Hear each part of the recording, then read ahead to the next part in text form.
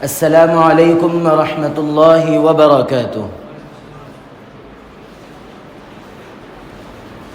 میں نے ایک روایت آپ حضرات کے سامنے پڑھی ہے، اس میں جناب نبی کریم علیہ الصلاۃ والسلام کچھ نصیحت فرما رہے ہیں۔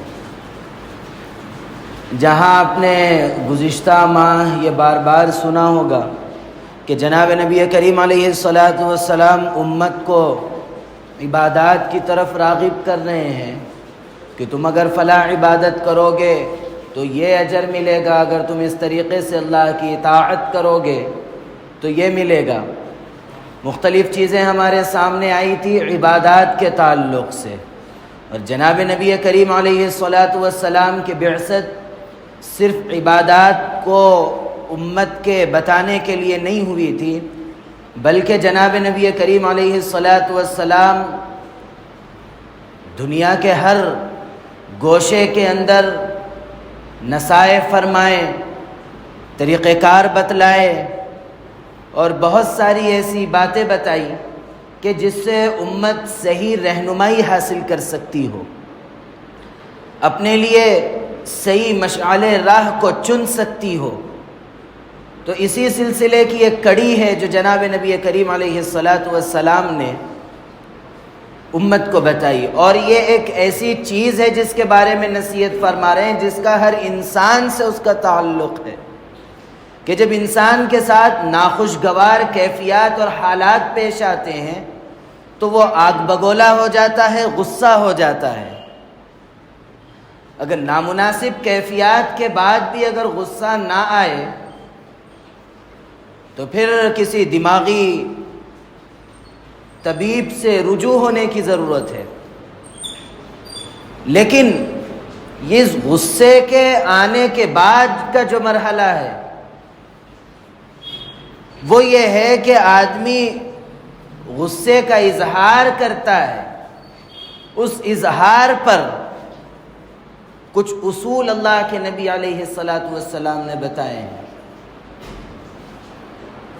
یعنی جب غصہ آ جائے تو آدمی بے قابو ہو جاتا ہے، اور اس سے عموماً 3 گناہ سرزد ہوتے ہیں۔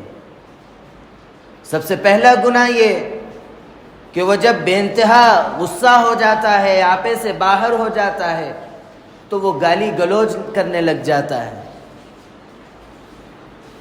زبان کا غلط استعمال شروع کر دیتا ہے، حتیٰ کہ الزام تراشی جیسے گناہ میں بھی مبتلا ہو جاتا ہے۔ اور دوسرا گناہ یہ ہوتا ہے کہ آدمی جب غصہ ہوتا ہے اور آگ بگولا ہو جاتا ہے تو وہ ہاتھ اٹھانے لگ جاتا ہے، مار توڑ پر اتر جاتا ہے، اور پھر اکثر ایسا ہوتا ہے کہ مار توڑ کی وجہ سے کسی پر زیادتی کر دیتا ہے، ظلم کر دیتا ہے۔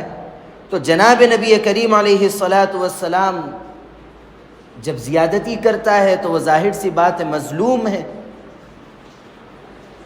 تو ایک ضابطہ بتاتے ہیں کہ تم زیادتی کرتے ہو، تم کسی پر ظلم کرتے ہو صرف اپنی دل کی تسلی کے لیے، تو یہ کان کھول کر سن لو، اتق دعوت المظلوم فإنها ليس بينها وبين الله حجاب فإنها ليس بين الله وبين حجاب، کہ جب تم ظلم کرنے لگتے ہو تو یہ مت سمجھو کہ تم مظلوم پر ظلم کر رہے ہو، وہ کیا کر سکتا ہے۔ اللہ کے نبی فرما رہے ہیں کہ مظلوم کی بد دعا سے بچو۔ کیوں؟ کیونکہ مظلوم کی بد دعا کے دینے کے بعد اس کے اور اللہ تک اس بد دعا کے پہنچنے میں کوئی چیز حائل نہیں ہوگی، اور وہ براہ راست اللہ تک وہ بد دعا پہنچے گی، اور اس بد دعا آپ پر لگے گی۔ آج عموماً ہم دیکھتے ہیں کہ اگر کوئی شخص ظلم کرتا ہے تو اس کا انجام کیا ہوتا ہے، ایسی کیفیات میں وہ مبتلا ہو جاتا ہے، ایسے حالات سے وہ دوچار ہو جاتا ہے کہ وہ بے بس و لاچار ہو جاتا ہے، یا ایسی مہلک مرض میں مبتلا ہو جاتا ہے کہ جس کا کوئی علاج بظاہر نظر نہیں آتا۔ یا اس کے اوپر ایسے حالات و مصائب پڑ جاتے ہیں کہ جس کا دور دور تک کوئی حل نظر نہیں آتا کہ کیا کیا جائے. کوئی معذوری لاحق ہو گئی یا کسی کا کوئی ایسا معاملہ ہو گیا جو حل مشکل ہے. تو اسی لیے یہ حالات اس وقت پیدا ہوتے ہیں جس وقت آپ غصے سے بے کنٹرول ہو جاتے ہیں. اس وقت یہ حالات اور کیفیات پیدا ہوتے ہیں. اور جب غصے پہ آپ قابو نہیں رکھ سکیں گے تو تیسرا گناہ یہ ظاہر ہوگا کہ آپ جب غصے میں ہوں گے، بے قابو ہوں گے، کچھ کہیں گے یا کچھ اپنا اثر دکھائیں گے تو پھر قطع تعلقی ہوگی، لوگ ٹوٹ جائیں گے، چاہے وہ رشتہ دار کی شکل میں ہو یا آپ کے کسی مسلمان بھائی کی شکل میں ہو. تو پھر ایسی صورت میں یاد رکھنا چاہیے کہ شب برات میں لامتناہی افراد کی مغفرت ہو رہی ہے، لیکن قطع تعلقی کرنے والے کی کوئی مغفرت، کوئی بخشش نہیں ہوگی. اتنا برا عمل ہے جو اللہ کو بھی ناپسند ہے. اس کے ایمان کو مکمل ہرگز نہیں کہا جا سکتا ہے جس کا کسی مسلمان بھائی سے تعلق نہ ہو، وہ بات چیت نہ کرتا ہو، لا تعلقی رکھتا ہو. اس کے ایمان کو کامل ہرگز نہیں کہا جاتا ہے. یہ اللہ کے نبی علیہ السلام کا صاف ارشاد ہے کہ وہ ہرگز کامل مومن نہیں ہے جو اپنے مسلمان بھائی سے 3 دن سے زیادہ بات چیت اور تعلقات چھوڑ دے. کتنی مہلک اور کتنی بری بات ہے کہ آدمی اپنے مسلمان بھائی سے تعلق کو چھوڑ دے. یہ سب گناہ کا وجود جو پیدا ہو رہا ہے، اس کی جڑ جو جناب نبی کریم علیہ السلام نے بتائی ہے وہ ہے غصہ. غصہ آتا ہے، فطرت انسانی ہے، لیکن اس پر قابو پانا، اس کو کنٹرول میں رکھنا، یہ سچے اور پکے مسلمان کی نشانی ظاہر ہوتی ہے.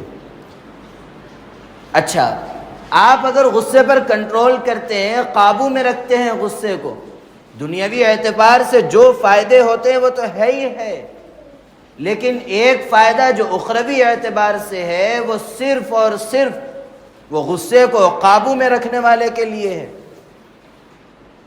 وہ کیا ہے؟ جناب نبی کریم علیہ السلام جب امت کو نصیحتیں فرماتے ہیں، جہاں خوشخبریاں دیتے ہیں، جہاں اللہ کی نعمتوں کا تذکرہ کرتے ہیں کہ اس سے یہ نعمت ملے گی، وعیدیں بھی تذکرہ کرتے ہیں کہ اس سے یہ نقصان بھی ہوگا.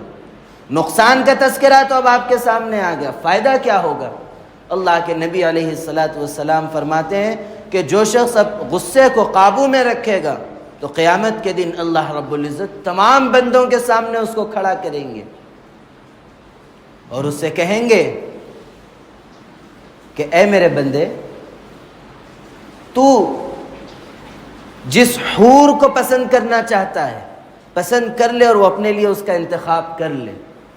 یہ دوسروں کے لیے نہیں ہوگا، دوسروں کے لیے مقرر ہوگی یہ، لیکن غصے پر قابو رکھنے والے کے لیے، غصے کو کنٹرول میں رکھنے والے کے لیے یہ اعزاز ہوگا کہ وہ جس کا چاہے انتخاب کر سکتا ہے. اللہ کی نعمت یہ بھی حاصل ہوتی ہے. اسی لیے ہم سب کی یہ ذمہ داری ہے کہ ہم غصے کو قابو میں رکھیں، آپے سے باہر نہ ہوں. غصہ عموماً جو آتا ہے، جو اظہار جو ہوتا ہے غصے کا، وہ تکبر کی بنیاد پر ہوتا ہے. وہ کیسا مجھے بولا، کیا حیثیت تھی اس کی، اب اس کو کیفر کردار تک پہنچانا پڑے گا. فلاں مختلف الفاظ جو انسان کے منہ سے ظاہر ہوتے ہیں وہ صرف اس لیے ظاہر ہوتے ہیں کہ وہ اپنے آپ کو کچھ سمجھتا ہے اور اس کو سامنے والا نہ سمجھا اور وہ سمجھانے کی کوشش کرتا ہے. یہ اصل حقیقت ہے. اور یہ تکبر کے بارے میں صلاحہ یہ لکھتے ہیں کہ اس کی مثال ایسی ہے کہ وہ ایک بلند پہاڑ پر کھڑا ہے، وہ بظاہر یہ سمجھتا ہے کہ میں سب سے اونچا اور سب سے بڑا ہوں، لیکن لوگوں کی نظر میں وہ چھوٹا نظر آتا ہے۔ اور بعض جگہوں پر یہ بات لکھی ہوئی ہے کہ وہ اپنے آپ کو تو بہتر اور برتر سمجھتا ہے، لیکن مخلوق کی نظر میں وہ کتے اور بلیوں سے بدتر ہوتا ہے۔ اسی لیے اپنے آپ کو بہتر، برتر، بڑا نہ سمجھا جائے۔ جس طرح اللہ کی دیگر مخلوق ہے اس طرح ہم بھی ہے۔ آج اگر ہم صحیح صورتحال میں ہیں، اگر آج ہم اچھے کپڑے پہنے ہوئے نظر آ رہے ہیں، سر پر ٹوپی بھی نظر آ رہی ہے، ہم چلنے میں احتیاط سے کنارے کنارے سے چل رہے ہیں، لیکن دوسرا ایک شخص ہے جس کے کپڑے بھی گندے ہیں، پھٹے ہوئے بھی ہیں، اور وہ راستے میں احتیاط سے نہیں بلکہ ایسے ہی چل رہا ہے، جس کو کوئی احساس نہیں ہے کہ اس پر گندگی اڑ رہی ہے، ناپاکی اڑ رہی ہے، احساس اس کو نہیں ہے۔ اس کو دیکھ کر ہرگز ہم یہ نہیں سمجھ سکتے، ہرگز ہم یہ نہیں کہہ سکتے کہ میں اس سے بہتر ہوں۔ ذرا غور کیجئے، اگر ہم اس جگہ پر ہوتے تو اس سے بدتر حالت میں ہوتے۔ یہ اللہ کا خالص احسان ہے، یہ اس کا خالص کرم ہے کہ اس نے ہمیں عقل سلیم دی، صحیح عقل دی کہ ہم ہر چیز صحیح اور غلط سمجھ سکتے ہیں۔ اگر یہ اللہ لے لے کیا کریں گے آپ؟ اس سے بدتر حالت میں ہم چلیں گے۔ اس لیے اللہ کا احسان جہاں ادا کرنا چاہیے وہیں اپنے آپ کو قابو میں رکھنا چاہیے اور ان مہلک امراض سے بچنا چاہیے۔ یہ جناب نبی کریم علیہ السلام کی وہ تعلیم ہے اس امت کے لیے، جس کو اپنا کر دنیاوی اعتبار سے اور اخروی اعتبار سے آدمی سرخی حاصل کر سکتا ہے۔ اللہ رب العزت توفیق عمل نصیب فرمائے۔ اللہ رب العزت میرے کہنے کو اور آپ کے سننے کو قبول فرمائے۔ کہنے، سننے، لکھنے، پڑھنے سے زیادہ عمل کی توفیق عطا فرمائے۔ عمل کی باتوں پر عمل کرنے، بچنے کی باتوں سے بچنے اور عقیدے کی باتوں پر عقیدہ رکھنے کی توفیق عطا فرمائے۔ آمین۔ وآخر دعوانا ان الحمد للہ رب العالمین۔